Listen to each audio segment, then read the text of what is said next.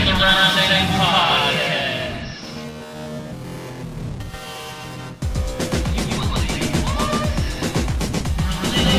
Welcome back to another episode of the Secular Roundtable Podcast. Go back here a little more, pray like 10 more times and come back. Welcome back to another episode of the Secular Roundtable. Well, there you have it. Welcome back to another. Seamless. Completely Welcome seamless. back to another amazing, astonishing, and astounding episode. Ooh, my alliteration is on point tonight. Of the Secular Roundtable, a.k.a. Reason, religiously educated atheists, secularists, and other non-theists. As you will soon see, I cannot appear on camera because Skype is being sexist and racist tonight. Would you look at that?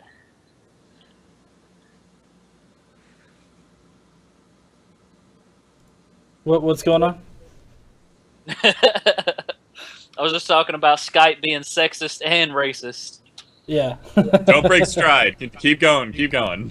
Yeah. Oh, keep it going. Oh, all right. Let's keep it going. So, as I was saying, Skype is being sexist and racist, allowing the only Native American on this podcast to not appear on camera, and the only feminist on this podcast to not appear on camera. Such bullshit. But anyway, we're going to go ahead and kick it off with some new science this week. Dieter, what do we got? Yes. All right. So apparently, the wonderful people at some place that I forgot to read, the DLR in Germany, the German Space Center DLR, is creating an amazing way to solve that pesky problem we all have when we're in Germany. You know, wanting to go to Australia, but you want to be there by this afternoon. And this would be difficult for most people, but not with the space liner. This is a amazing, like, two-stage, ridiculous, like, sort of outer space travel to get across large portions of the planet.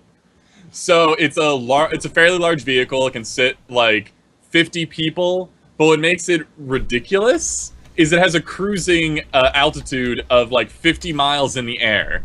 Now, I'm not up on my atmosphere levels, but that's pretty high up there. It's powered by 11 liquid-fueled rockets.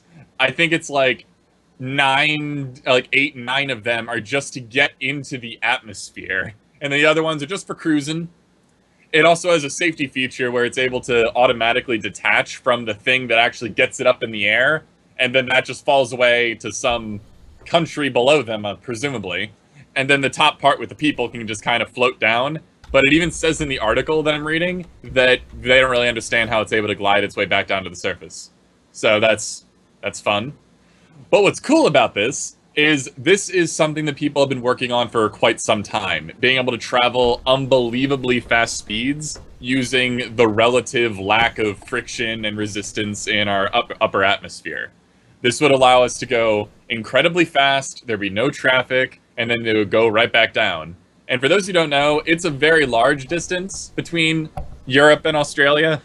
And to do this in 90 minutes, it's like 25 times the speed of sound. It's ridiculous how fast this ship is going. Okay, well, considering that if you were to travel from Europe to Australia, you're literally going back in time. If you go fast enough, like if we were to double the speed, say, do you think that there's a chance that we could break 88 miles an hour and actually go anywhere in time? I am almost positive we'll be able to get more than 88 miles per hour. Well, I know that before the show you mentioned how, or like the actual mechanism that by which they're, propelling this guy. Mm-hmm. I assumed you'd talk longer.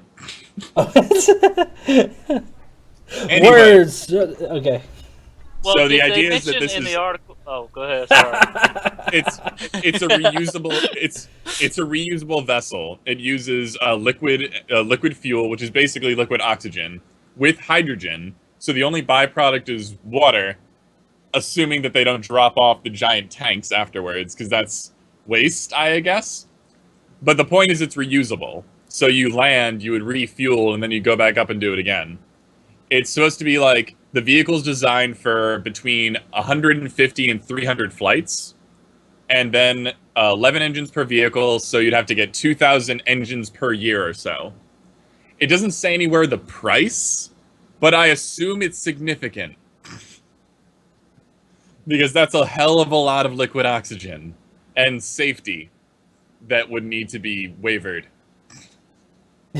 Wavered. But, That's on the little flight manifest. It's like, oh, I'm sorry, you got to sign here first before you can get on this death trap. But it's pretty fantastic. Like the idea, at least behind it. This is totally doable, and I don't know how crazy it'll be once we start having like upper atmosphere flights, but it's probably going to happen eventually.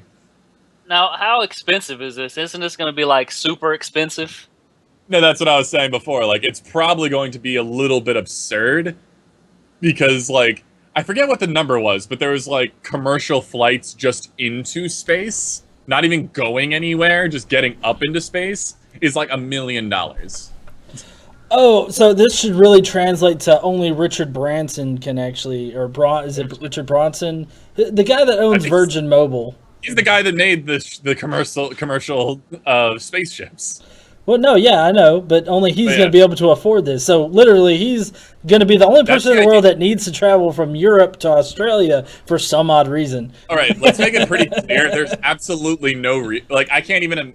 Actually, then again, I can't say that because I was about to say it would be absolutely no reason to have to travel in that short amount of time. But at the same time, everyone has said that about every new upgrade in travel ever. So it might actually be a thing. Well, okay. Here's a situation I could postulate where you would definitely want to get, like, maybe to Australia really quick, or just somewhere really quick. Okay, let's say you're in America and you're visiting here for some reason. I don't know why you would, but let's say you're visiting here, or you're on vacation, and it's like your wife goes into labor. Now, I know that when you're that pregnant, you're not supposed to travel and whatnot, not supposed to be on planes. But I mean, considering you're in America, wouldn't you think that you'd want to get on this plane and like just get anywhere else but America before you have the baby? My initial response was like, gee, there are hospitals in America. Well, no, but I mean, if you don't recall, a woman that was in Canada, you know, she took a vacation down here in America, and she had a baby down here. And so, I don't know. Thousands of dollars. I thought it was upwards of $1 million. Was the end bill for that? So yeah, I could see that being some. It's like, oh, it costs $300,000 to get out of here on this plane. Yeah, I'm actually coming out a little bit better doing it this way. But to be fair, you go to around 25 times the speed of light in 10 minutes. I don't think pregnant women should do that. Well, I don't think so either, but I mean, do that. So let me get this straight. So first of all, you've got to be rich as fuck to even get on this thing. No, then like, you've got to basically sign your life away because there's no guarantee that you're going to make it into the air. Then when the rocket's attached and you're basically in this glider, which can't be better than the gliders that we already have because it's carrying cargo and people. Hey, let me finish my statement. So your average glider has about a 35-to-1 ratio. This thing with cargo and people probably has like less than 10-to-1. So basically it's going to be a brick falling out of the sky. So not only have you signed your life away, if you manage to make it into space, you're probably not going to make it safely onto the ground. It might be a bit of a mess, perhaps. Well, my guess is so manufacturing processes will probably make it significantly better. In the same way that the first cars were stupid expensive and the first trains were even more stupid expensive. Once we get the manufacturing process down, especially creating the fuel source, it probably will dramatically lower price. Well, yeah, but trains being stupidly expensive back then was like, what, $5? Yeah, do you know how long you had to work for $5?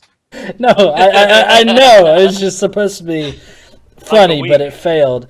Like a week. Yeah, I worked a week. I'm gonna buy me a train to get to work.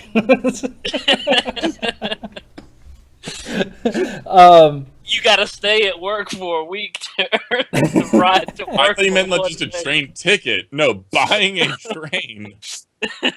No, but my guess is that they would what they would probably do is hire that pilot that landed that plane in the New York river, or not the New York River, but whatever that river or causeway is in New York. Hudson.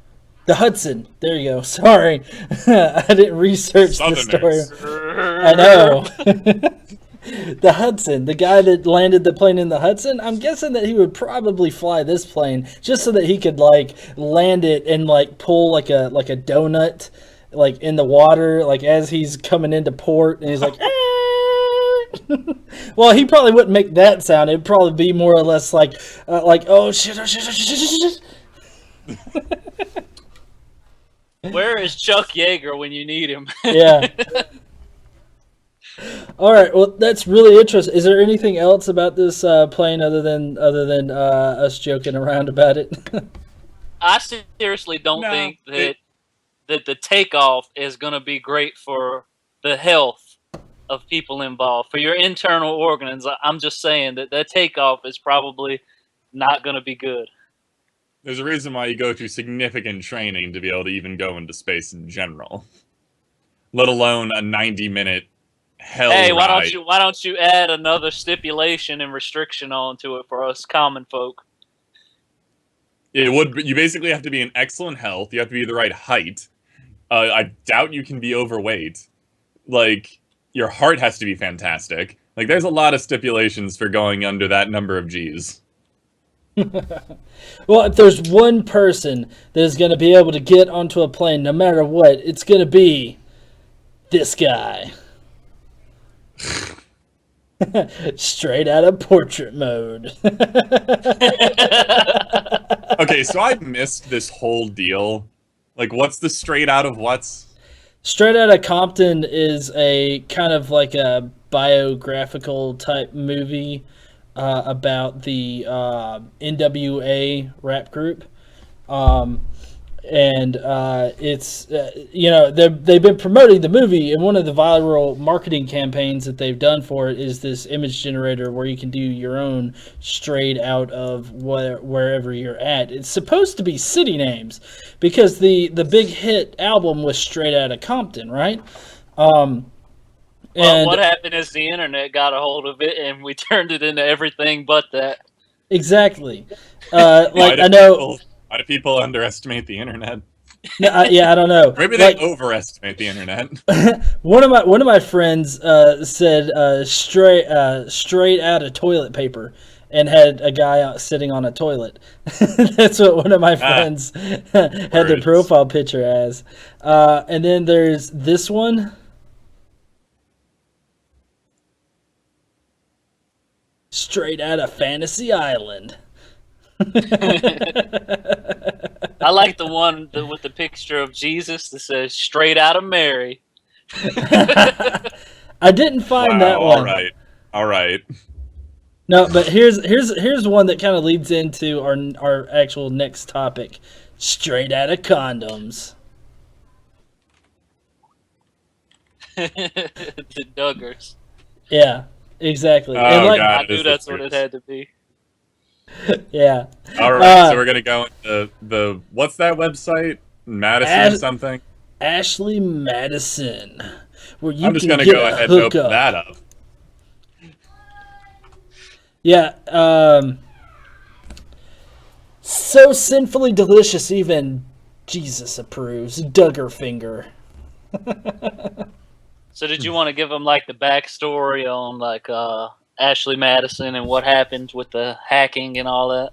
Yeah. Okay, so if you guys don't know, some hackers a while ago got into the Ashley Madison system and got a whole bunch of user accounts. But the only accounts that they really got that they had significant information on, as far as I know, are ones that actually paid money to the Ashley Madison company.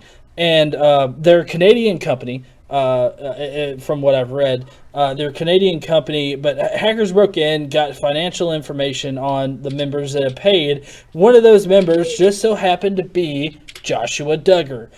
He had two accounts, and these accounts were active while he was named head of the Family Research Council, and all that kind of good stuff. So while he was bashing, while he was bashing same-sex marriage, trying to get same-sex marriage, basically outlawed or revoked, he was working towards that, but he was also working towards getting into the pants of anybody that isn't his wife. And basically how these sites run, if you're unaware, which the only reason, this is the only way that I can, because I obviously haven't used Ashley Madison, but from what I've read, what I can tell. Oh, you have? I'm telling. Yeah. Drunken confessions. So what you do is you're not required to pay, but you could go on there, and it's kind of like a social media type of website where you can find other people of the same mindset that are just looking to hook up or looking for more long-term things. Ashley Madison was specifically catering to those that are already in a relationship, and so like with Josh Duggar here, he paid $250 for a guaranteed thing. What's that, Dieter? I like to point out that their tagline is "Life is short, have an affair." Yeah, exactly. That's what I'm saying. They're not pretending. No. They know their clientele. No, yeah. They are, they're very much pandering to a very specific clientele, those that are in a relationship that want a relationship outside that already existing relationship. But I mean, again, this isn't this isn't the only site that's out there that kind of does this whole social media dating where you can pay and you'll get not special privileges, but like you'll get more exposure, I guess, or better results or something like that. But that's basically what Joshua Duggar, as well as some other people that we're going to get into here in a second, was doing. They were paying Ashley Madison for preferential treatment and, getting actual people to respond to them and whatnot. And so apparently Josh Duggar had a couple hits, maybe just one hit or something like that.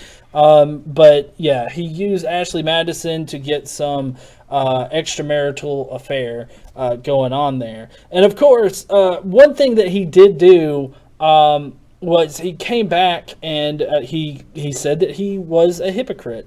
I have links down below. There's about 3 links actually associated with this particular Duggar topic in general. But first, let me hear y'all's thoughts on Josh. His stance on homosexual or same-sex marriage, and him using this site and basically trampling what he considers traditional marriage. You want to start, Ailes? Oh, put me on the spot, why don't you? Well, I can talk forever.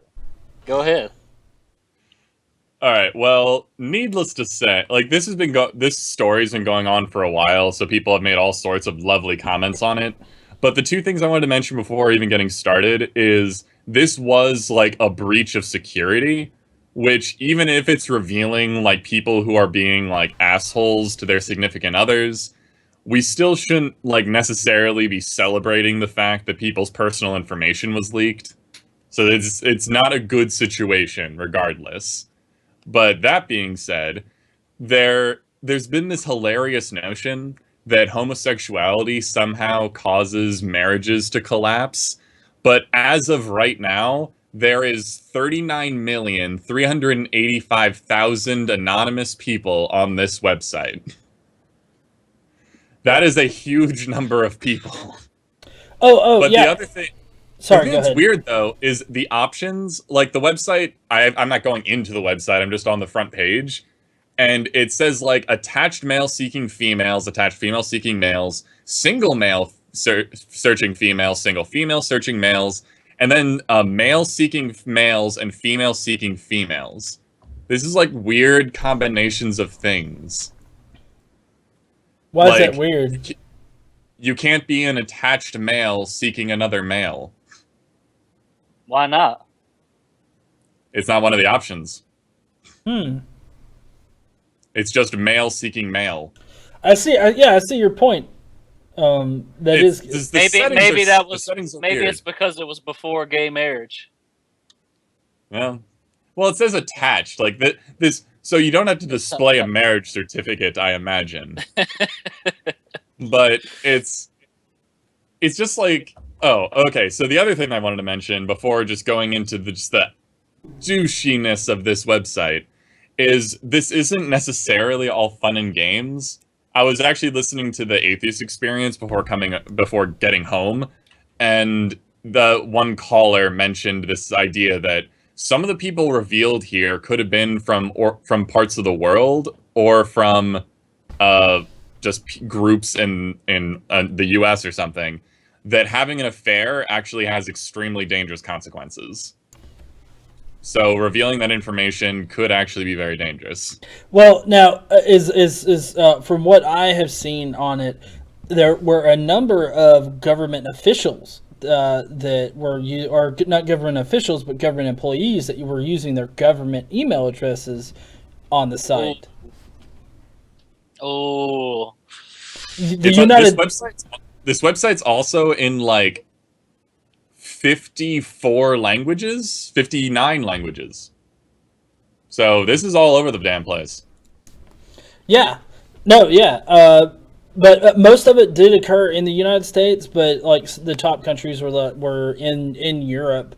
I'm not sure which countries which I think the Philippines or places over in that region have some pretty heavy adultery laws. I just wanted to mention that just so people are aware that this leaked information, although we can all have a laugh at it and like talk about the gross hypocrisy, it's not all like fun and games. Some people could have actually gotten hurt with this.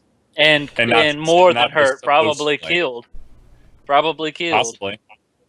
It's entirely possible. So there's emotional pain. I don't really could be physical pain. It's ridiculous. I don't really agree with that saying. This that goes, what you don't know don't hurt you. But in this case, it's probably better if we didn't know anything about that list of people. Well, I would hope the individual couples would eventually find out about this so that they can pursue more suitable relationships. But no, I don't approve of like information leaking when it's this sort of situation. Yeah, it's potentially dangerous. Yeah, my position on the whole hacking thing in general, I don't agree with this particular use of hacking. Like, for instance, with the Steubenville rape case, I really supported that hacking effort. Just because, at least to me, from what I had seen, it seemed like the police were really trying hard to cover up key evidence, and it seemed like when the police are covering up evidence, I mean, what are you supposed to do? I mean, are you just supposed to let it go on? Yeah. But in this case, this is private stuff. I mean, like for instance, Josh Duggar, of course, he was being a jackass to a bunch of people, but I mean, at this point, all we can really do is be like, you're a hypocrite. Security issue, right? Right. Let's see. Me and my wife were talking about this before coming onto the show, and she had looked into it a little bit deeper, and apparently, like, a lot of people use prepaid cards to pay for their subscription, right? And so surprise. Well, yeah, but you see, the thing is that when you use that up on your on the account information that they pulled, it just pulls like credit card name or provider name or something like that, right? It doesn't actually display your name. So while it may display your email address, you're not required to verify your email address or whatever. But anyways, I just have to say, those that got caught by this, like Josh Duggar or whatnot, were kind of being really stupid about it. Because I mean, if you really, I mean, I'm just saying. Don't tell people that are having affairs to do it better. No. I'm just saying that if you are, at least do it smarter. I mean, don't be that dumb. I mean, don't use your own bank account to pay for this kind of stuff. That's just kind of like Stop asking to helping get caught. bastards. I'm not helping them. I'm just saying. I don't know. No, Because you see, what I would say is if you are trying to go on a website to have affairs, you should use your joint bank account information. See, what I'm thinking is that'll make it way simpler to handle it later in the month when you have to pay and do all your bills and stuff. I'm thinking that most of the millions of people on this site were probably men, and you know, as a general rule, men are not that good at covering their tracks. I heard somewhere it was like the website is like 70-80% men, but I have no Chris idea. Cow On the damn says, website. "Gotta cover your tracks, guys." Or don't, and just get a better relationship where you're both more fulfilled and get what you want. That's not always the answer, Dieter. No, the answer is to communicate with your partner. It's not having an affair behind their back. Well, now I will say I'm not saying I support it. Let me make this clear. Yeah, I'm not in any You're way stepping on dangerous turf, Aeolus. No, I'm not in any way saying that if you that you should have an affair if you want to have an affair or whatnot. I guess I just like whenever I see something like this and they get caught in a stupid way, I'm like, why did you do it? That was so stupid for you to do it that way. It's not like, hey, you need to do it better, you dummy. It's like, you shouldn't have been doing it in the first place. I mean, that's kind of the default. But then my brain goes to, why didn't you do it? Why weren't you smarter about it? If you're gonna do it well. There you go. He here is he's just a humanitarian, wanting the best out of everybody. Yes. Don't half-ass anything, okay? If you're gonna do it and you're gonna spend your time doing it anyway, and not just applying to having an extramarital affair or cheating in your relationship, but everything in life. If you're gonna do it, and you're gonna do it anyway, you might as well do the best fucking job you can. So do that shit, own that shit, and make it perfect. Joint. Can I get a round of applause? Anyway, so about the Duggar people and all that bullshit. So yeah, as a matter of fact, gay people are not the ones ruining marriage. And this idea that most people wouldn't really care. It would just kind of stay within the relationship of, whether or not an affair happened. But the sheer fact that he is such an unbelievable, outspoken person about how marriage should be in his personal view, because the Bible does not support his personal view whatsoever. We'll get into that in a minute. But it's just, that's why the hypocrisy is so apparent, because he's like, this is what should happen all the time, but I'm not going to follow it. Of course, I'm not going to, but all of you better. For Jesus. I'd like to take a quick second and shout out to all the people watching. You guys are awesome for being here, being with us tonight. Ben, Chris, Buddy Jesus Smokes, B, Mike, Jay, Lucy, Clarky Clark, Godless Lesbian. Those are just in the chat right now. Mike J actually has a question though. He says, "I am curious as to why Josh is not in prison. Is it the statute of limitation of child molestation laws, or does Josh get a pass like every other Christian pedophile?" Anybody want to take that? I don't remember. What were the ages? Because it might have actually just not counted because the ages were so close and they were both young. Well, no, it wasn't that. I don't remember. It was the. I do believe that it was the statute of limitation. Okay. Yeah, because I think enough time had passed. I know how statute of limitations work, so I can do this one if you want. Okay, yeah, sure, go ahead. It's lots of different types of crimes have a statute of limitations, meaning that after a certain amount of time passes, the crime can no longer be prosecuted. This happens for a lot of different reasons. Some of them are just clerical, it's just impossible for a police department to hold on to that much information for so long. and that could kind of be just an artifact of when we actually had to have bookkeeping, like physical bookkeeping. But some of the other reasons are like all the information they could have possibly had to link somebody to a crime is gone forever. So the statute of limitations is just something that there's nothing else we can do, so it doesn't matter anymore. Personally, I don't think in our new modern day and age there should be a statute of limitations on crimes like, I guess this was childhood molestation. It's not just incest. So yeah, childhood molestation, rape, any of those things. In this day and age, I think the statute of limitations aren't really necessary anymore because we can save the information and hold it off for a really long time. But that's why it exists now, as far as I know. And it's kind of bullshit because it's not that long amount of time. Yeah, and I think it should definitely change now. Like now that we have access to better technology, and with these for example, like these rape kits that can be tested. They can be tested like 20, 30 years down the line and still convict someone. But it's bullshit. It's bullshit that the statute of limitations will not extend that same amount of time as the evidence will.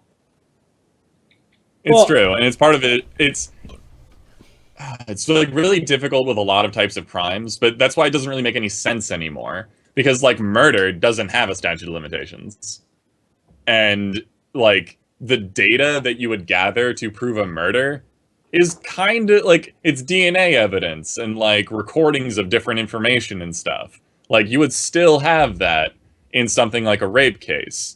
So I don't really know like why the huge the gigantic disparity between these things, and I do hope it changes pretty soon because a lot of information comes up much later on. Yeah. Well, I would like to point out Mike J. He also comes up with no justice for Josh's sister. One of the things that is purely tragic in this is that they don't see it as hurting them. Like they don't see it as a problem. They of course forgive him, but they also don't see it as him doing anything really wrong in their eyes. Like they see it as the devil, or as in his apology thing for the Ashley Madison incident, he said that the devil built a fortress inside his heart, and that's what that's pretty much where they go. That means nothing. Yeah. He also said like porn addiction. Well, which, yeah, that's a legitimate thing that can be treated. So it's kind of like being addicted to porn doesn't make you actually do actions other than porn. Well, that's kind of in the air still though, because they're saying that porn, there have been some studies to show that porn changes the way you think about certain things, and I don't know. Makes you more of a deviant, I guess. Kind of stuff, but I could see how it warps your idea of what sexual activity is like. But still kind of it doesn't negate anything. If someone committed a crime because they saw nothing but crime shows their entire lives, they would still be a danger to society and they still should be prosecuted. Well, yeah, but I mean, I guess in the same sense, you're probably right. Like the only person who's going to go out and do exactly what they saw in the porn is probably a sociopath. Just like anyone who's watching these crime shows with these murders. Let's give them literally everything and say that porn can make you a rapist. Okay, then they're still a rapist. They still have to be treated like one. So I don't even understand what shouldn't rapists already have therapy? So you would think. I don't really see what the point of bringing up the porn addiction is. Well, you see the thing. Not saying that Duggar was a rapist in this case. Right now, he's just an adulterer. Well, you see, with the whole porn addiction thing is that they're falling into the trap of one, a straw man, and two, a slippery slope.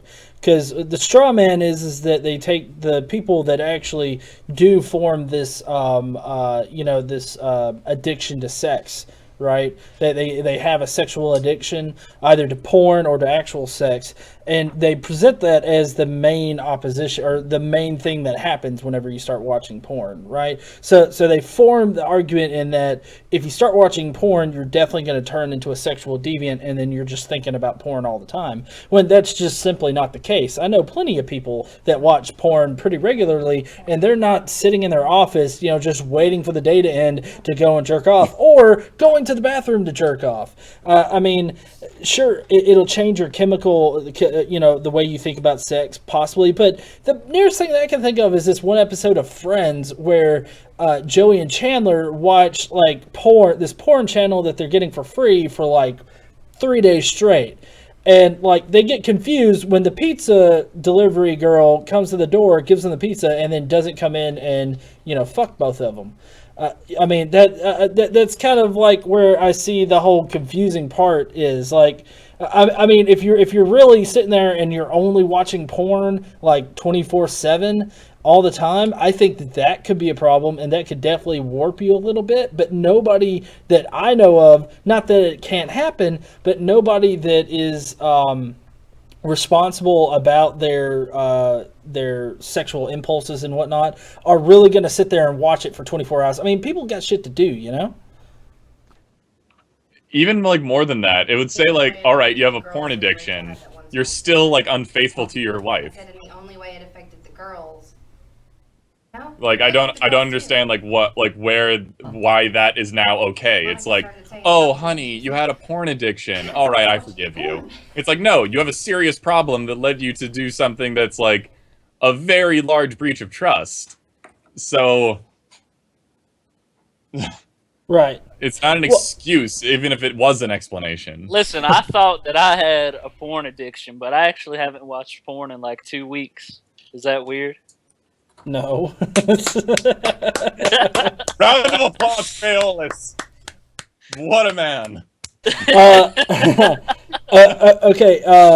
Well, to kind of move the conversation along a little bit, there is a bit of an overlap with another popular person that's in the popular sphere, and that's do you guys know of this couple that includes Sam Radom? I think his wife's name's Nia. They revealed their pregnancy on YouTube, and it got really viral. And then they also had to reveal their miscarriage, right, on YouTube. Well, apparently he was also on Ashley Madison. They're very, very big Christians. And they're big Christians. And they were really promoting their Christianity, especially with their miscarriage video, talking about how, it was, God was just using them for something or another.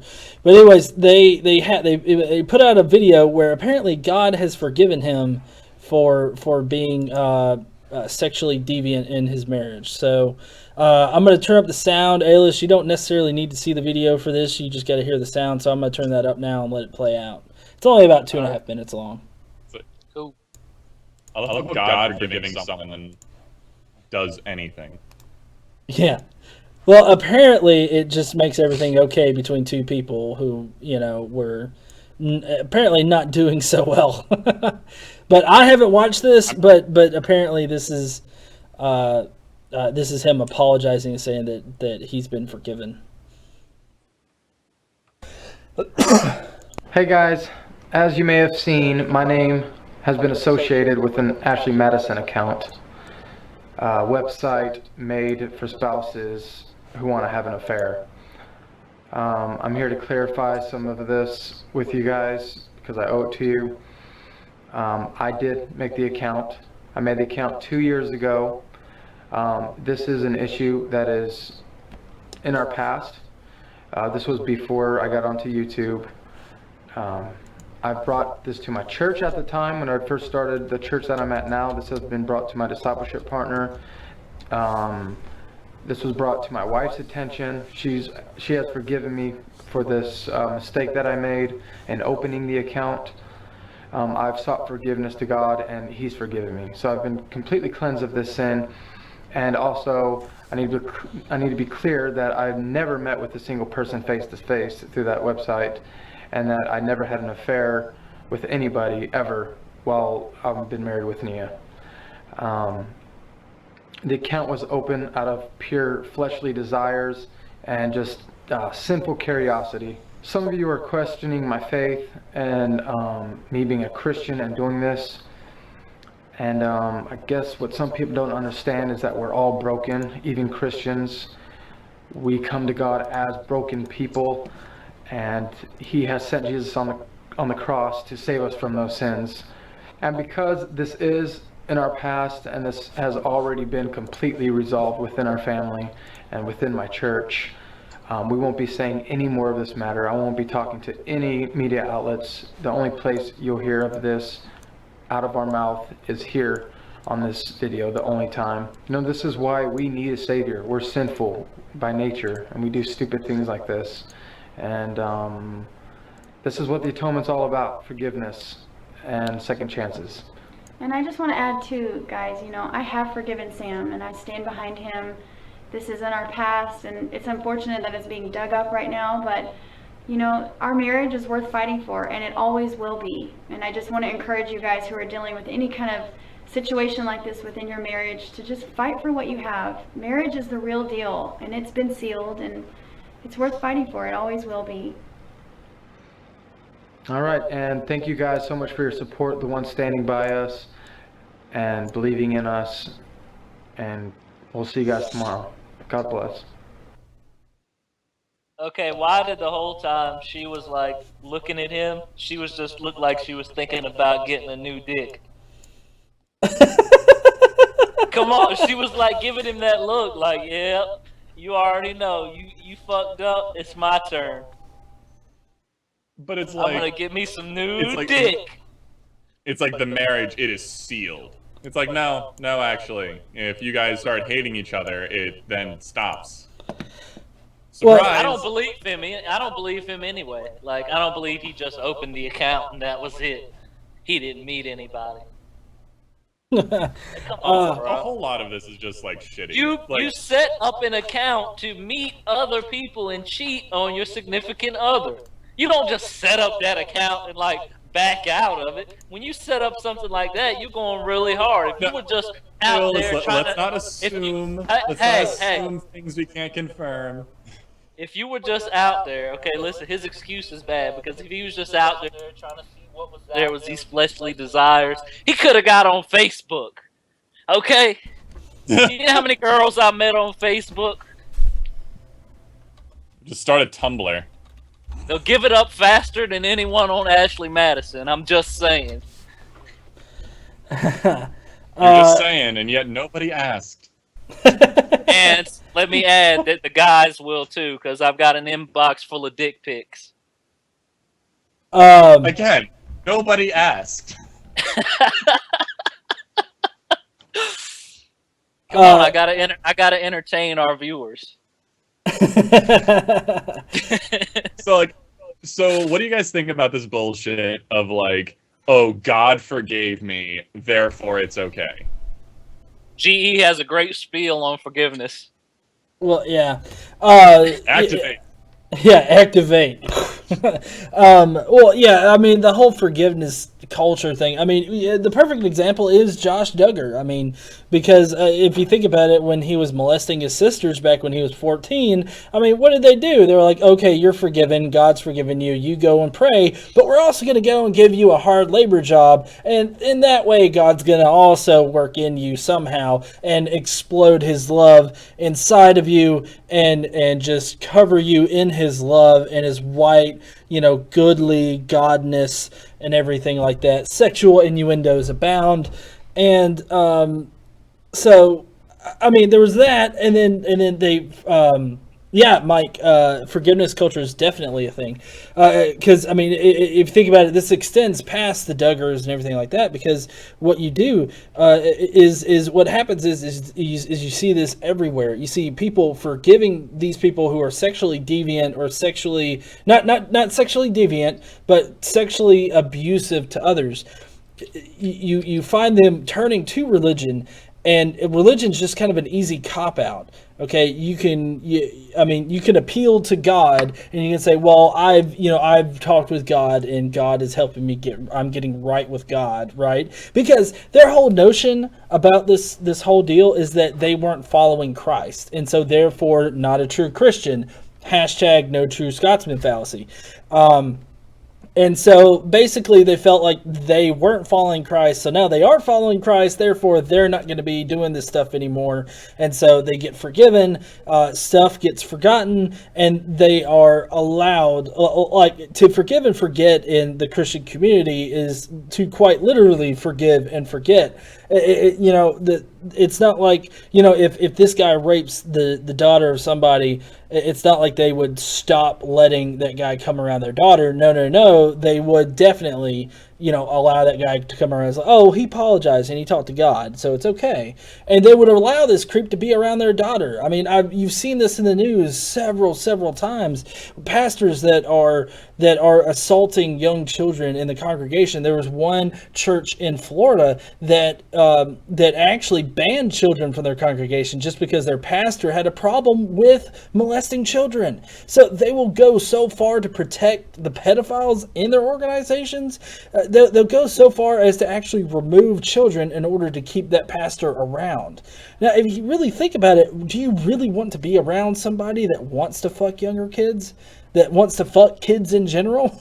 I mean, you don't want to take moral guidance from a person like that, do you? This guy that in Florida was a pastor of the church. They banned kids from their church in order to get to have this guy as a pastor of their church. I don't know about you guys, but I'm not going to take any kind of moral advice from a person like that. So, and I mean, just trust me. Look in the news. Look at whenever you see a rape thing come up within the religious community. Just look at their track record. I guarantee you it has a long history of it, and I can almost guarantee you that each and every one of these it's never been like a sudden thing. Like, it's always been, oh yeah, he has always been a little weird around the kids. I mean, I noticed that tent in his pants, but I just thought that it was a Twinkie or something. I don't know. I mean, so you see this going around all over the religious community, and it's really causing a problem. And I think that due to the online presence that we're seeing nowadays, we're actually noticing it more, and we're noticing how much of a problem it is, because this problem dates way back to, back in the Middle Ages. I mean, with the Catholic Church, there are records going way back then of, priests and everything molesting little kids. And those are some of our earliest records. So, I mean, this problem isn't going to solve by ignoring it. It isn't going to solve itself by ignoring it. We've tried that for the past few hundred years, and it hasn't worked. So I think that we need to take a bit more of a aggressive tactic on it. Some people were asking in the comments section, how do we know that God forgave them? Well, it's really easy. God forgives everybody that asks. All you have to do is just ask for his forgiveness and, throw your thoughts and all your regrets on this scapegoat named Jesus Christ, and you can get away with anything. Yeah, somebody said Hypocrite of the Week took over the entire program tonight. I was just responding to that. But yeah. Ignoring. Well, with the whole how do we know God forgave him? Well, see, the problem is that you know how in the Christian religion, it's a personal God. Like, everybody has their own personal God. Well, that's because that personal God is actually you. So, I mean, if you think about it, if a pedophile asks, hey, other pedophile over here that's just like me, do you forgive me for molesting that kid? And it's like, yeah, sure, it's fine. You won't do it again. And so, I mean, it's just, it's completely nonsense. I mean, that's not how you get, like me, I constantly try to look outside myself in order to make sure that my own biases that exist within my own mind aren't conflicting with my worldview. I check with others outside myself, and then I make decisions based on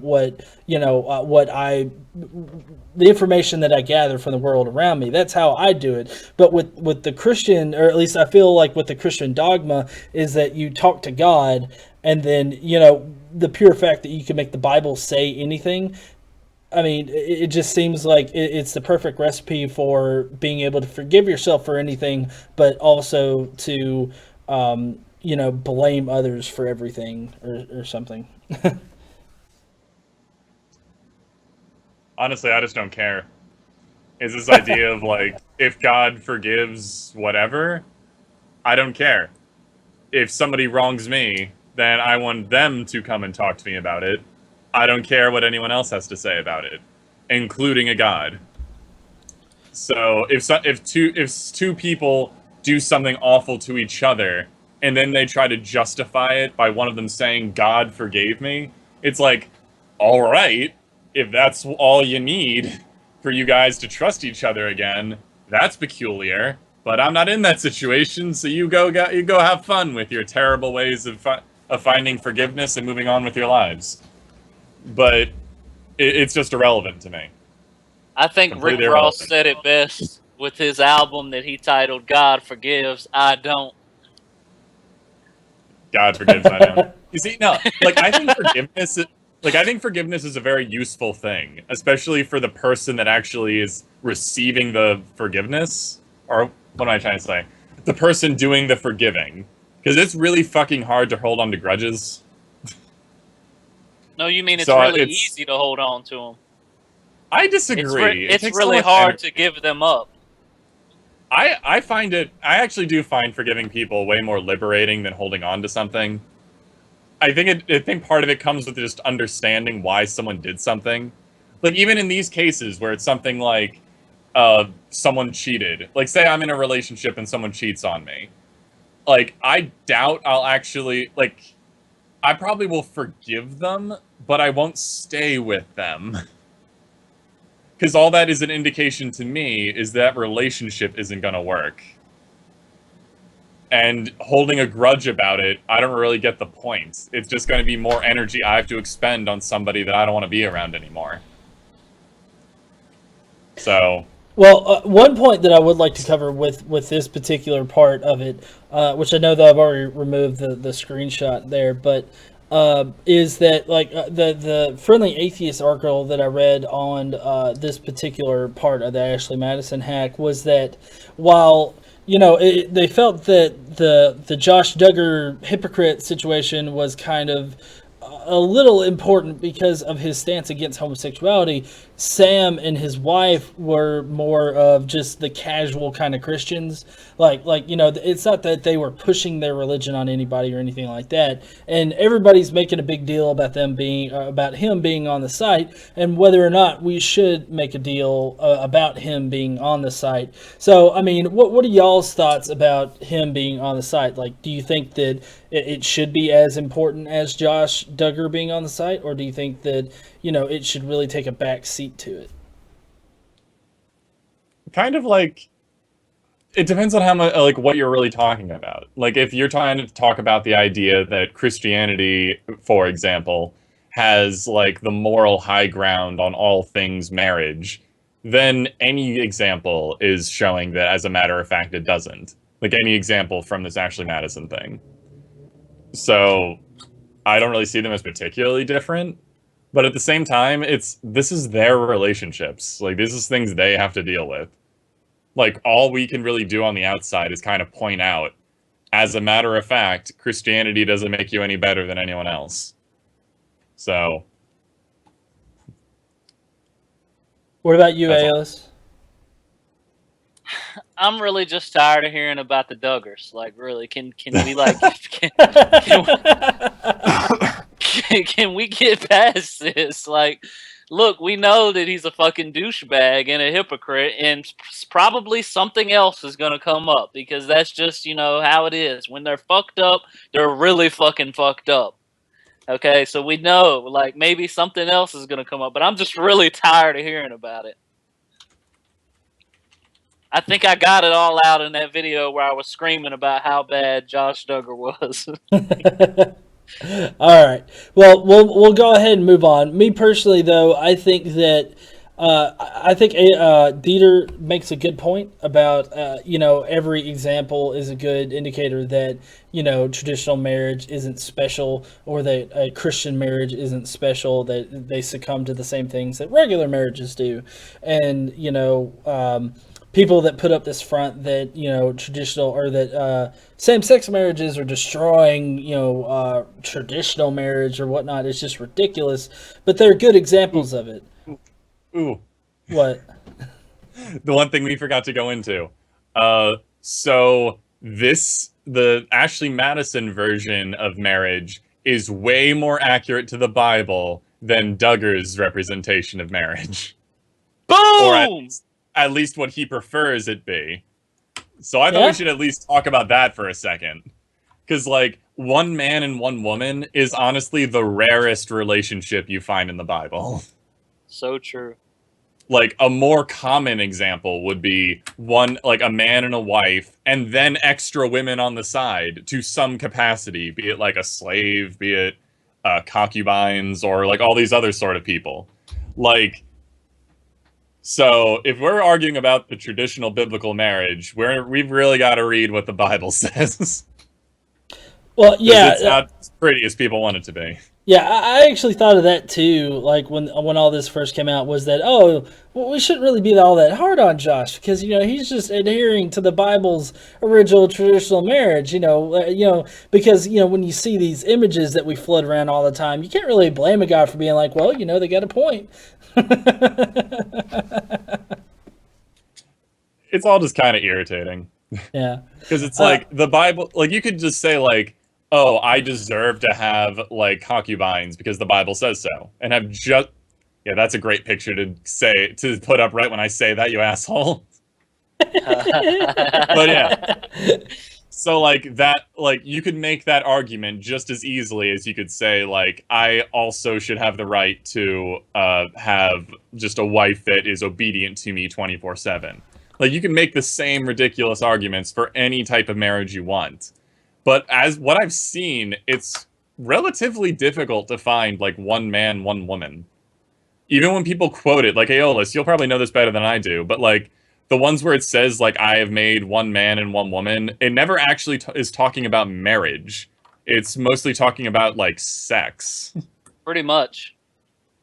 Well, yeah, they often reference Genesis whenever they talk about traditional marriage, how God, paired Adam and Eve together and they were the first marriage or whatnot. Well, if you really want to think about it and go into it, it was more or less what marriage originally started out as, and that was, the father was picked the bride for the son, and they were forced to marry without any kind of opinion about it, and that's how marriage was. Like the two getting married didn't have an opinion. After he tested out all the animals.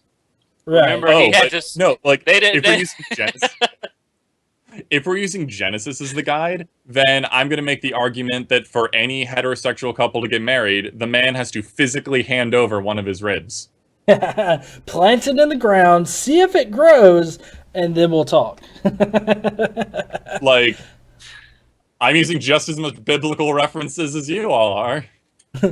But that leads us into our next topic, which we spent a lot of time on the Duggars, but there was a lot compacted in the Duggars. But our next topic is an Indiana woman marries Jesus Christ. Dun dun dun! Jesus finally ties the knot. Will the 2,000-year-old virgin blow his load or not? But let's see. I'd say not. Jessica Hayes, a 38-year-old Catholic school teacher, became a consecrated virgin, one of only a few hundred in the United States and a few thousand worldwide. In a video interview with a local Fort Wayne news station, Hayes sounded content and fulfilled. She was also thrilled that so many friends and family members came to celebrate with her. While the Wayne article contends that it's not the wedding day Hayes envisioned for herself as a little girl, that doesn't seem quite true. Hayes got to feel beautiful and be the center of attention like any other bride. But to hear Hayes talk about her marriage to Christ, which differs from becoming a nun because Hayes remains a layperson, her decision is in line with contemporary ideas about sexual diversity and accepting of differences.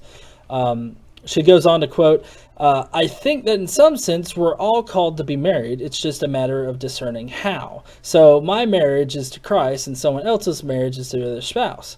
A priest's marriage is to the church. That's a good desire that's planted in us by God. Sexual innuendo there. The real question is how is this lived most joyfully in me?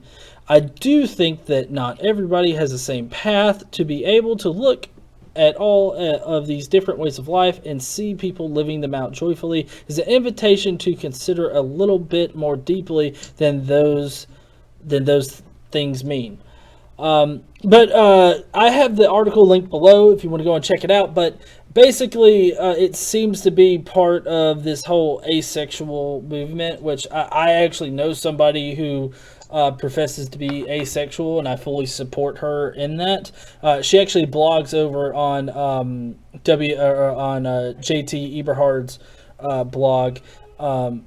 She recently wrote an article about it, but I'll be sure to link that down below. But what do you guys think about this whole marrying to Christ and everything like that? Okay, this is my thing, first of all. Okay, you have natural urges, right? You're not going to be able to withhold those natural urges. So I'm going to make it my life journey from this point forward to find these women who have dedicated their vaginas to Christ. And I'm going to make it my life goal to soil that, to ruin that for Jesus. Just because atheists do it better, because we do it like nobody's looking, and they cannot resist the lure of the dark side.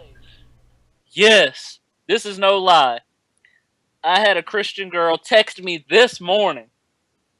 Hold on, I'm going to pull it up so I can tell you exactly what was said. While I'm on the topic, I'm just going to go ahead and read the text to you. She texted me this morning. She said, "You are so much hotter as an atheist." I said, "I'm going to be so much hotter when I die," I'm told, with a crying, laughing emoji face. And then she said, "I wish I could come over after church." And then I corrected her with the correct spelling of come. I said, "I won't be home, sorry." But anyway, the point is, what I'm trying to tell you guys is that they cannot resist the lure of the dark side, and I'm hereby making it my mission to ruin those vaginas for Jesus Christ. GE, please just start talking.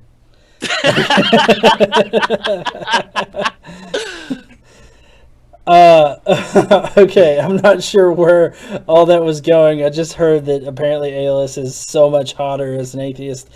All right, so my view on the whole her marrying Christ is that if that's what she wants to do, that's fine. If she, I mean, there are many dildos out there that have the depictions of Christ on them, and she can definitely fuck herself with Christ if she wants to.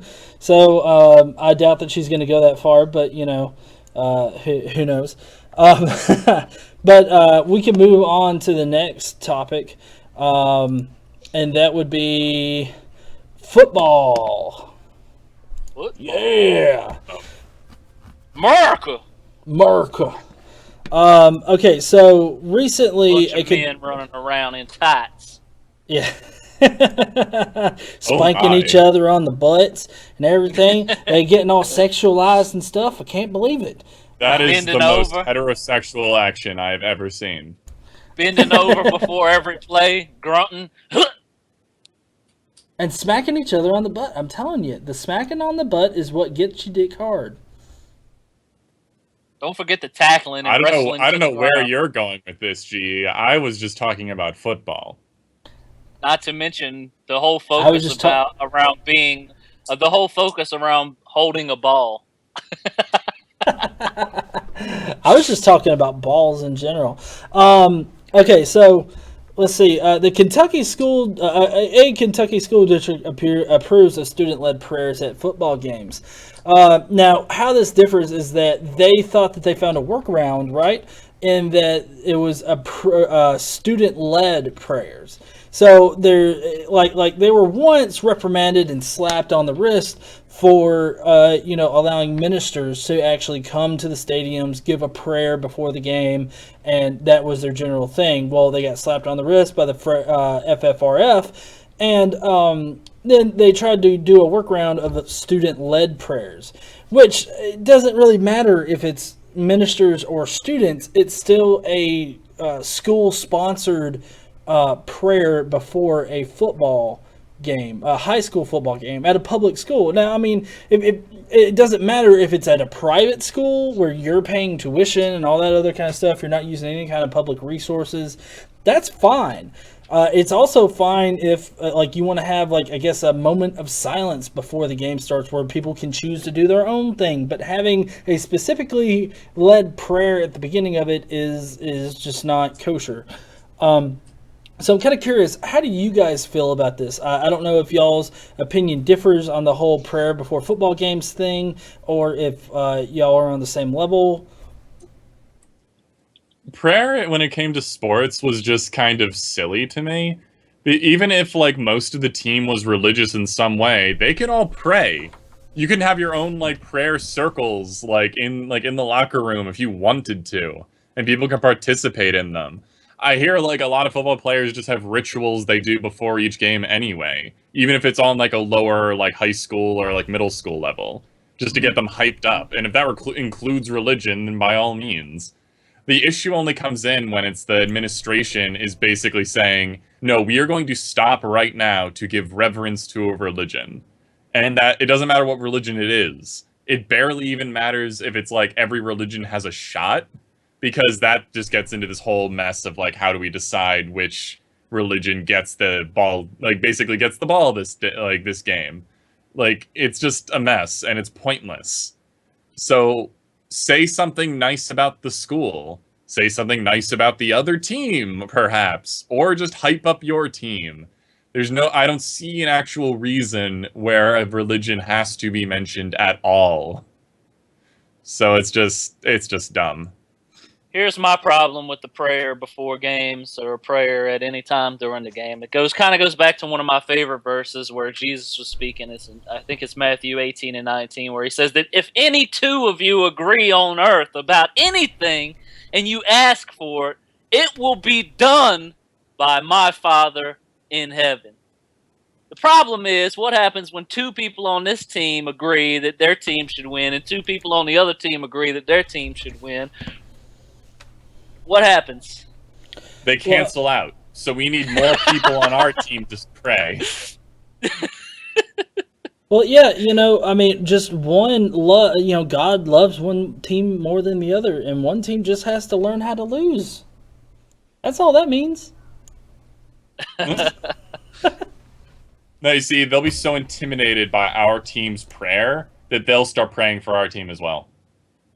Well, maybe that's what happens, actually. Maybe they're praying for their team, but in reality, God is like, oh, they mean the other team. Oh, crap. Oh, what if prayers are actually just a form of energy, and it's actually, you can't decipher what the prayer actually means unless it hits a critical mass and breaks through the atmosphere? Quickly, let's science this. Nonsense. Listen, Jesus made it pretty clear, okay? He said, look, if any two of you agree, it will be done by my Father in heaven. And the problem is, I recall a lot of times in my life where more than two people were praying for a thing and it never happened. So this is going to have to draw the obvious conclusion here. It's either that Jesus lied. You're not a true Christian. The only possible... No, you weren't praying hard enough. You two actually weren't agreeing. You two actually weren't agreeing. One of you was actually lying about agreeing. What? Like say. Oh, okay, okay. Yeah, okay. You got it. I get it. Yeah, I do. Thrown right at us. That's irresponsible, GE. I know. Sorry, I'm playing with my balls on the screen. My bad. I like how G says something, then laughs at it. Yeah, I know. Hey, I'm a funny motherfucker. Mike J brings up another one of my favorite verses, Matthew 6 and 5. He says, and when you pray, do not be like the hypocrites, for they love to pray standing in the synagogues and on the street corners to be seen by others. In fact, he goes on to say that when you pray, you should go in your closet and pray, so that what you do in secret, you will be blessed for it. God, Jesus was such a fucking stand-up guy that nobody actually listened to. It's like, yeah, that Jesus guy, he's awesome. Do you want Now to let's rate do that? whatever the fuck we want to do. I tried bringing up that passage to a street preacher, basically to get them to shut up, and the response was, "I'm not praying, I'm proselytizing." And I was like, Hey. shit, right. He's got to fulfill the Great Commission. Well, I always saw it as like they were they're always harping on the LGBT community, that they just need to get back inside the closet, right? Well, it's really funny when the Bible actually, in one of the particular versions of it, says to get back in your closet and pray. However you want to actually decipher that. Once you get into the argument of different versions of it, it kind of loses. It starts losing. I think the Bible should really start losing any kind of meaning in the conversation. But anyways, what were you going to say, saying that Christians are projecting? Yep. Surprise. Dun dun dun. Yeah, go proselytize to the crusty socks in your closet. Oh, burn them! She brought it out. Bang bang. Bang bang. This, however, does go into another part of the story here, and that would be a new report highlighting the troubling blend of Christianity and college football at public universities, not just high schools, but public universities. This is based in large part to the fact that many public university football teams have evangelical Christian chaplains, and some of them are paid by the school. Perks would include access to the players, free tickets to the games, and an office right in the stadium. Now, I'm not sure if you've exactly looked at how much tickets are for some of these football games. Whew! Seriously, you'd sell an arm and a leg and your daughter for them. For those reasons, they are often treated as members of the coaching staff. But that's not the only problem. You also have coaches who promote team prayer, some conduct on the field baptisms. I don't know. I guess maybe they're taking the water bottles and they're like, "Be healed," and they're just throwing them in the face or something. I'm not sure. They must. Which one is that? Would that? I'm not sure which particular part of Christianity thinks that you just need a sprinkle of water instead of being dunked completely. It says specifically they have to be dunked. Yeah, it's kind of funny. Actually, there's a passage that says sprinkled, but whatever. Yeah, people it's apologetics. I don't care. Yeah. Let's see. One student actually told the FFRF that there is so much competition and everybody's so talented that you look for the littlest thing to give you an edge. That edge might be obeying coaches' quote-unquote suggestions to attend church or to pray in spite of your own personal beliefs. So basically they're using a position of authority to enforce, to try to suggest that these people, that these players get, religion, or at least appear to be religious. And I don't know about you guys, but I don't see how positive that could be for you to say, hey, I know that you're an atheist, but, go pray to God because that'll give you the edge in getting picked for football. It's like, what the fuck? Why should a belief in God have any kind of merit on whether or not I can run a 40 in 5 seconds? I don't know if that's fast or not. That's the thing, I'm actually a member of FFRF, and I get these emails all the time about how they're taking down some coach or some verse that is put up on a statue somewhere on the football field or whatever. And it's like every time when these coaches try to defend themselves, they're like, we're not forcing it on anyone, but they don't understand that they're actually peer pressuring other people into conforming to the standard or being, socially stigmatized. And it's like everyone has the same exact response. And if they could just take their heads out of their asses for a moment and imagine a team full of Christian players and a Muslim coach leading them in prayer, It's hilarious, but if they could just imagine that for a second and realize how how awkward it is and how people actually have to either go with it or accept the stigmatization of being outside of the circle.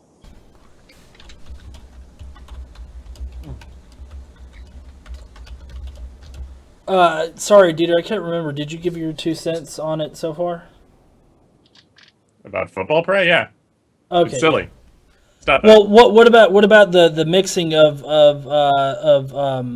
the ministers in public universities? It depends on exactly what their role is. Like, well, like what responsibilities are they being given? Like administrators or just teachers or Well, like they university? well, I mean they promote team prayer, like basically they'll lead the team in prayer. They do baptisms on the field. My guess is that they would be there as like kind of like a counselor or a guidance counselor would be for school. Okay, well, I mean, if it's a public university, then no. But if it's a private one, then fine. You can do whatever the hell you want.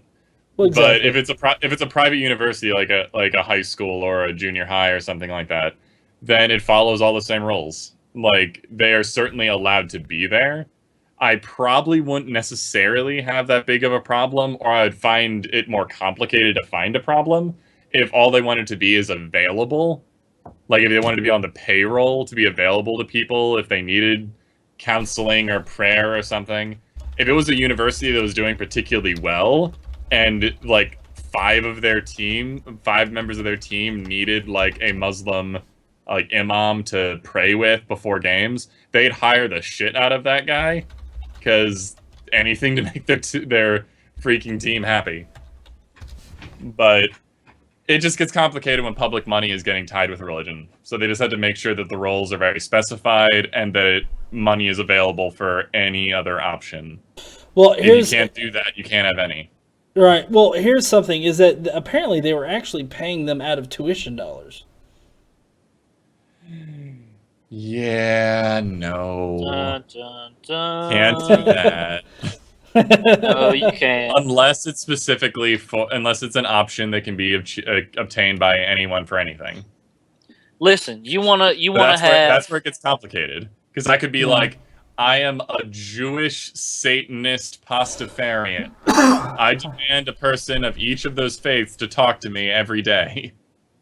That's exactly where I was getting ready to go. We'd be perfectly fine with this if you want to be able to provide a specific service for every religious affiliation there is. You want to do that? You really want to have religion in everything. You really want to have religion in government. You really want to have it in the public spectrum. Fine.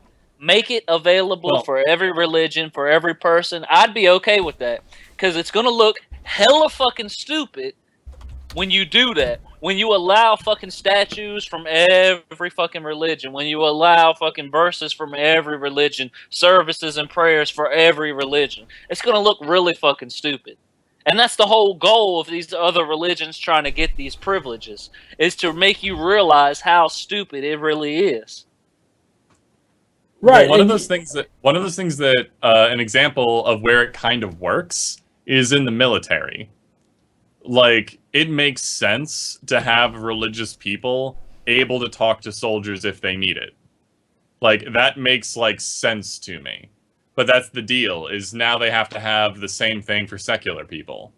And I would actually argue significantly they should have a lot more psychologists and psychiatrists, but I don't run the military.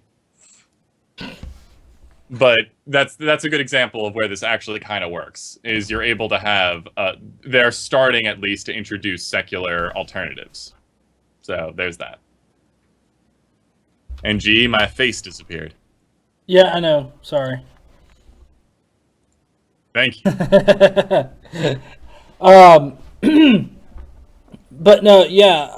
And you know, the general response whenever you point this kind of thing out to them is that they just pretty much shut down. I mean, you generally see this out of petulant little children, is, you know, that they shut down and they just say, well, then nobody gets it, you know, instead of allowing, you know, the different sorts of people to Oh, sorry. The God, different scared the fuck out of me. to God bless you, motherfucker. instead of allowing people to show their diversity, they would be like, well, if it can't be specifically Christian, then we're just not going to let it happen. Which is a lot more telling, because they're wanting to say, because, there's just a big thing about saying how, for instance, like with the In God We Trust, it's not specifically a Christian God that they're talking about, but, it's it's just a general idea of God. It's like, well, no, if it was just a general idea of God, then you would be fine with somebody saying a prayer to Allah, or, having a deist come up there and saying a prayer to the universe or something like that. But that's not what you see. You see people getting butthurt over people coming up and saying these prayers, and then they just shut down and they don't allow, these prayers. They don't allow people to have the same rights. And so it's just ridiculous that they're still even putting up this front that it's not specific to Christianity.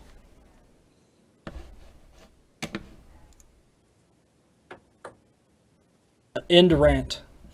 All right, it's getting kind of late. I think we should wrap this Yeah. up. No. Yeah. The next thing is Hypocrite of the Week. So. Yeah, let's hit that real quick. All right, let me go ahead and hit my high note. Are y'all ready? It's time for my favorite segment of Reason, Hypocrite of the Week! Woo! This week's Hypocrite of the Week is going to a pastor from Ohio who's been charged with rape, kidnapping, and gross sexual imposition. Yeah, Do you have him Steven, up on the screen? Yeah, I do. I can read it if you want me to. Oh, yeah. If you want to read it, go ahead. Oh no, I didn't know if you. I didn't know Oh, if I you can wanted go to read ahead. it or not. You go ahead and read it. Yeah, you go. You do it. You do it. Sorry, I don't want to step on you. All right. Yeah, so anyway, I made this meme for Religion Hurts Humanity, the Facebook page, so make sure you guys go like that Facebook page. Anyway, Stephen Lipford, a pastor of Zion's Joy Empowerment Church in Euclid, Ohio, has been charged with rape, kidnapping, and gross sexual imposition. At the time of the alleged crimes in 2007, he was a church maintenance man. However, he's now the head pastor at Zion's Joy Empowerment Church. He was linked to the alleged assault of a 21-year-old in a church basement after a rape kit was recently tested as a part of a statewide initiative, which is kind of sad that we're just actually starting to initiate these changes, but I'll continue. He also served prison time for a sexual battery conviction in 1990 involving a minor. He was ordered to register as a sex offender for only a decade after his release from prison, meaning that he is no longer required to be listed on the sex offender registry. Where do we want to start with this guy? He's no longer. So how did he get off the registry? Because he was only ordered by the judge to register for a decade, which is one of the reasons why I wanted to address this guy, because that's complete bullshit. If you have sex with a minor or a sexual battery conviction and you went to jail for it, you should probably be on the sex offender registry for life. Now, I had a couple discussions with different people after posting this meme, and they think that you shouldn't be on there for life, blah, blah, blah. But I think in circumstances like this, you should be on there. Anytime you have sex with a child, you molest a child, you consume child pornography, you should be on that motherfucker for life. Because people deserve to know what type of person is living in their neighborhood if they have children. You don't get to go to jail and serve time for sexual battery of a minor, and then a decade later you're off the list. Because obviously, if he's fucking raping a 21-year-old woman in the church basement, he hasn't gotten over these sexual issues that he has. Not to mention, this meme doesn't say, but first, after they tested the rape kit, he said that the woman had consensual sex with him. Then he changed the story again. So he's probably guilty of raping this woman. We weren't there. We can't say for sure. But he's being charged with that rape now. So kind of one of the reasons I wanted to talk about him was because he only stayed on this registry for a decade. Now, I understand that in 1990, we were at a totally different stage compared to today with pedophilia and child molestation. You know, then it wasn't like a forefront issue like it is today. But still, man, he needs to be on that registry. Now, I've always had the question of, like, why do we have a sex offender registry at all? Like, if you have someone who is a just notorious thief and will just steal anything all the time, that no one knows about that, and you won't be able to find out unless they steal something from you and you find out that they stole it. The same thing goes with it goes for more violent crimes. Like, I don't entirely get it. Like, why is there a registry for this? Okay, because we have established through research that most people who engage in this type of behavior do it again. And usually by the time we catch them, they've already done it multiple times. So the thing is we're trying to protect children because these people don't go to jail for life. You know, they could rape like 17 kids and they're not going to jail for life. They're going to get out one day. They're going to be living in your neighborhood. And you kind of want to know if a person is living in your neighborhood with that type of thing. Now, there are a lot of examples. You know, I said that when I posted this meme, a lot of people were really frustrated about my thoughts on the registry. But I think that there are some examples where people don't belong on the registry and other examples where they do. Anytime you do anything with a child, like I said, three things, molestation, any kind of interaction with them in a sexual manner, or consuming child pornography, we need to know. And the other thing, too, is not only are they repeat offenders, but we've discussed this before on the show, we don't exactly have a way of treating these people. We don't offer, like, treatment up front. We only want to punish them after they've committed these crimes instead of actually trying to get them help. So basically, the system has failed to get people help who are pedophiles, and we're trying to make up for it by creating a sex offender registry instead of getting these people help. Okay, It's I can still see, like, the the lesser. functional It's use still of the it. lesser of two But- evils at this point. But would the same argument hold for, like, violent crime people and even non-violent crimes? Like, everyone should just be informed that my neighbor was convicted of, like, a violent assault? I should probably watch out for that guy. Depends on the situation, because, you know, I mean, a violent assault can happen, right? It's not like something that you're going to go, well, hopefully you're not Violent going to go assaults do don't every just day. happen. They do actually happen, Dieter. I know I've had they to happen. violently They happen assault for- a few people in my life, okay? And I'm not a person who And just I goes would out have known and that if violently there was assaults registry. people. If there was a registry, I would have known that. I think, yes, But if you're they're a getting- you're getting repeat my offender, point. I think, Like, yes, get if my they're a point. repeat offender, you definitely need to know. There should be a registry for that. If they're if they have murdered multiple people and somehow they're still free and they're moving into your neighborhood, you need to fucking know that. There should be a registry for all this shit. But that's like, I always, in these sort of situations, I'm trying to be as, like, objective as possible, which is kind of fucking difficult because obviously I, like, want to keep people safe. But there's this idea that someone commits a crime, like, there is no coming back from it and their life is basically worthless at that point. It makes it like what do you do with something like that? Like, you can't get it, you'll never get a good job. You'll never be able to reintroduce yourself into society. Like, if that's the case, if you commit, like, you know, in sexual crimes, there's, like, a weird gradient.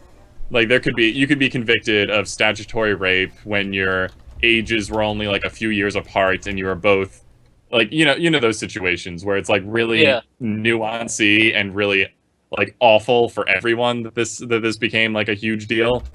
Or you could just, like, public urination or something really fucking stupid like that. Like, those sort of situations can happen. and then your life is basically ruined.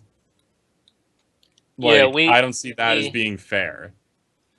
We do know that, but like I said, the problem is we don't live in the perfect world. In the perfect world, we would have resources out here, and not just the minimum number that we have. We would have real resources for people because, believe it or not, pedophilia is a thing. People are attracted to children. We need to be proactive in that approach. And I don't think that we are enough. And so the response is this reactive approach, which is the sex offender registry, as well as the punishment that comes along with it. You know, we can only handle what we're able to put out. And I think that we don't live in a perfect world, and some things we just have to accept what we're given. And at this time, until we can get a better grasp of pedophilia and how to treat it, the sex offender registry is what's going to stick. Well, you see, that's not good enough for me. I don't think it's good enough either. But, you know, many times throughout history, whatever was happening at the time wasn't good enough. But we can only hope that through time we're progressing. You know, and I think that perhaps we are progressing. I guess we just have to understand that there's a nuance in this sort of bullshit. And we do need to, recognize that there needs to be dramatic reforms. But I think that could probably be said for our entire legal system. And pretty much everything, dear. I mean, here we are, three guys who are trying to remain objective about everything. Meanwhile, we've got a legal system that is subjective about every fucking thing possible. I mean, they just sent the Ravens cheerleader. She only has to do, probation in jail, every other weekend for raping a 15-year-old. Because she's a female, she got lesser punishment. And before anybody starts ranting and raving, yes, I'm a feminist, and I'm still calling bullshit on that, because she should be treated the same as any man who rapes a 15-year-old girl. You don't get jail once every other weekend and get off the fucking hook with probation for 2 years. What is that really a punishment? Why is the justice system so fucked up? All of it is just a mess. That's why I'm I hate being in this position, because it sounds so much like I'm defending pedophiles. But no, I think that these people do need to be restricted from their access restricted to children, and the same thing goes for anyone else that commits crimes against a particular group. But we need treatment, because just saying they can't be around people, what are we gonna do? Are we gonna find another island and just send everyone to it? See, I'll go out. It doesn't on a limb work. and It doesn't work in our society. We need to have a much more proactive approach to this. I'll go out on a limb and say I will defend pedophiles, because as far as I remember, the definition is just someone who has a sexual attraction to children. It doesn't mean they committed any crime yet. Of course, that's of course the thing. But I'm even going so far. You can't be convicted for thought crimes. That is, No, I completely agree, but I'm just I'm going on the route of people that have committed a crime. Is their life just over now? I don't think that's necessarily fair, but at the same time, we have to protect children. So it's I want you to continue having a life and get treatment, but you're not allowed to ever be around children again. Because you can't be trusted. Well, I guess the only way to do that is with a registry. No, but you see, the only way to do that is with a registry, so I've just come full circle. Damn it.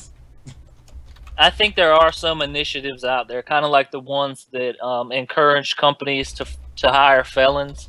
The same thing is true with the sex offender registry. Just because you're a sex offender, there's varying degrees on there. I think Lucy mentioned in the chat that she's got a friend on there who urinated in an alley behind a bar. He was drunk and he made a fucking mistake, and now he's probably on that list for life, and it's probably only going to say something sexual whatever degree number 3, indecent exposure or something. It's not giving you any details, so you're like, holy shit, this guy might be a threat to my kids when he's really not. So I think that we do need to, if we're going to have this system, we do need to try to make it better. I have friends that are on the sex offender registry. I have a guy that I was friends with in the military who got accused of rape when 13 of his squadron mates testified, including me, that they were actually consensual before they even started drinking. They started drinking and they were consensual. We allowed them to go to a room.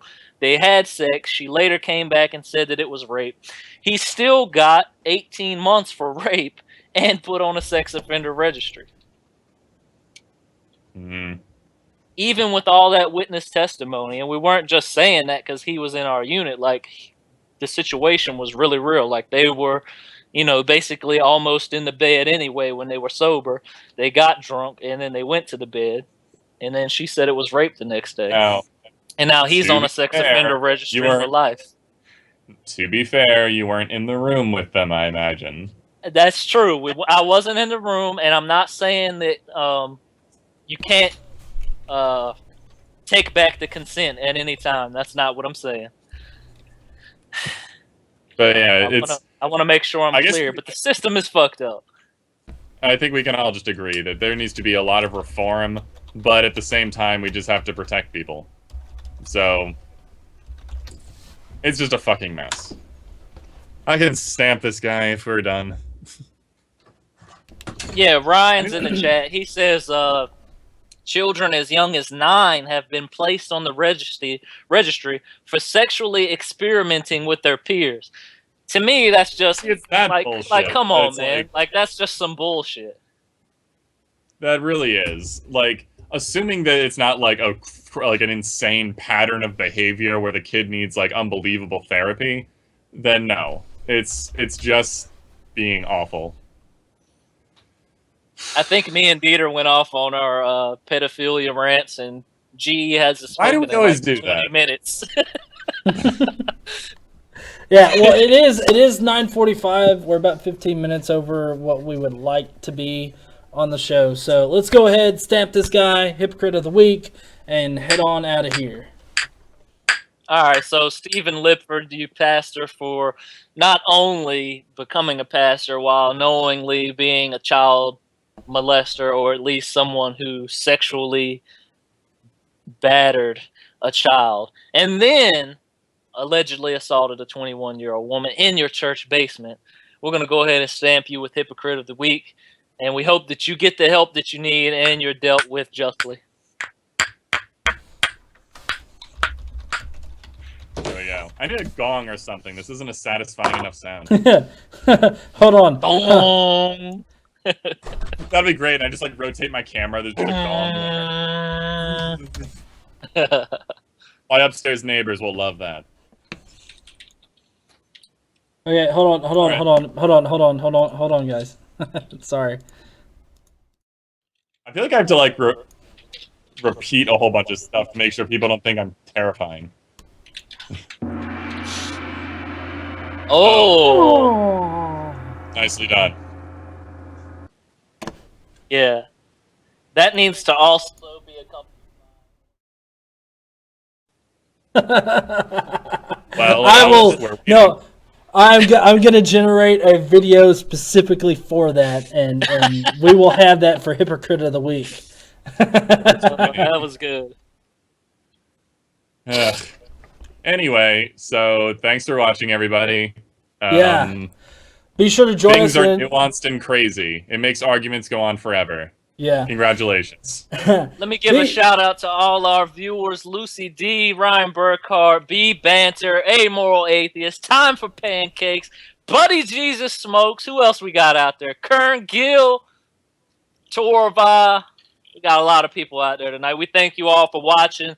Thanks for spending your Sunday night with reason, religiously educated atheists, secularists, and other non-theists. And may reason always outweigh religious stupidity. Question everything, people. I'm Dater Lucum. Be sure to join us in the next 2 weeks. We occur every 2 weeks, so mark your calendars for 2 weeks from now, if indeed you do mark your calendars for this kind of stuff. So we'll see you guys later. Y'all take it easy, and have a nice night.